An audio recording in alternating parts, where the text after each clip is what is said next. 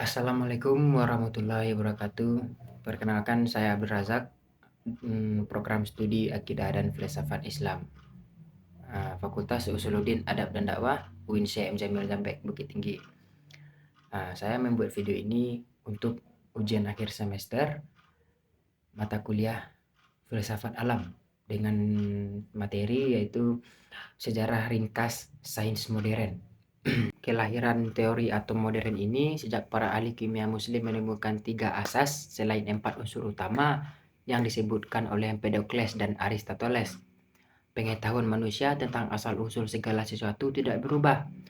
Tepatnya, baru pada abad ke-18 muncul pendapat baru yang menghapus semua pemikiran filsuf alam, Aristoteles dan para ahli kimia muslim. Tokoh yang paling berpengaruh dalam revolusi pemikiran ini adalah Robert Boyle. Robert Boyle ini melakukan serangkaian percobaan dan beliau menemukan bahwa 4 unsur Empedokles dan 3 asas kimiawan muslim tidak bisa dipertahankan. Ia meneliti kembali bahwa emas ketika dicampur dengan bahan lain akan dilarutkan dalam air raksa tidak berubah menjadi unsur lain. Karenanya Boyle berkesimpulan bahwa unsur adalah zat sederhana utuh yang sama sekali tidak bercampur atau tidak berbentuk dari zat lain. Dan ini merupakan bahan dasar dari mana zat campuran tersusun dan teruraikan. Baru pada tahun 1774, pemikiran Boyle ini mendapat dukungan dari Antoine Laurent Lavoisier dan melakukan sejumlah percobaan lagi. Lavoisier ini berpendapat bahwa udara bukanlah unsur, melainkan campuran gas, nitrogen, dan oksigen. Untuk selanjutnya itu Henry Cavendish menemukan pula unsur pembangun air yang terdiri dari hidrogen dan oksigen. Lavoisier juga menambahkan bahwa berat total zat tidak berubah sebelum dan sesudah reaksi.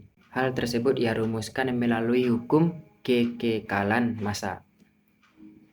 Untuk selanjutnya itu adalah penemuan selanjutnya itu berasal dari ilmuwan Prancis yaitu Joseph Louis Proust.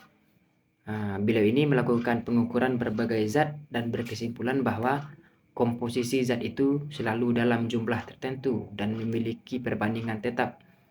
Pandangan tersebut kemudian diperkuat lagi oleh John Dalton, Joseph Louis Proust, yang melakukan pengukuran berbagai zat dan berkesimpulan bahwa komposisi zat itu selalu dalam jumlah tertentu dan memiliki perbandingan tetap.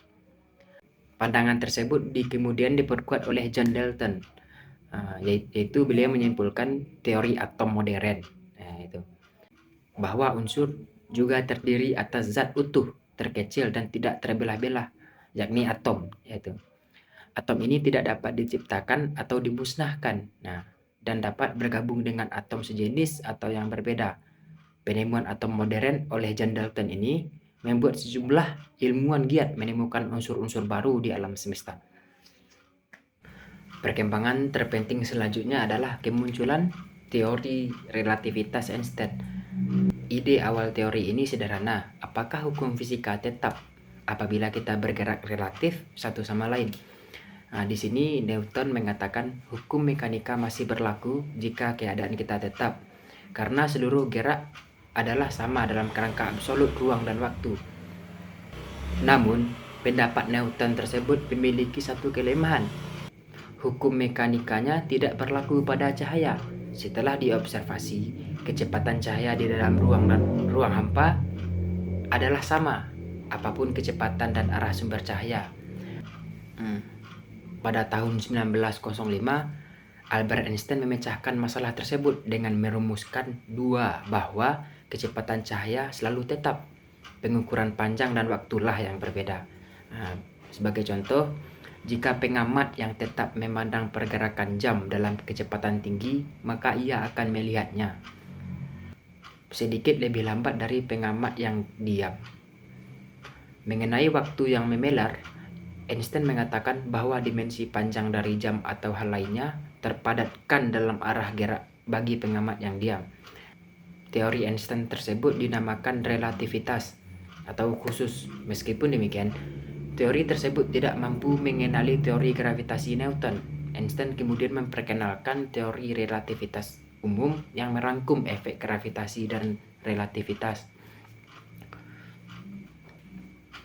Ia pun mengemukakan prinsip kesepadanan yang menyatakan bahwa akselerasi dan gravitasi berhubungan dekat satu sama lain, di mana akselerasi maka di sanalah terdapat efek gravitasi.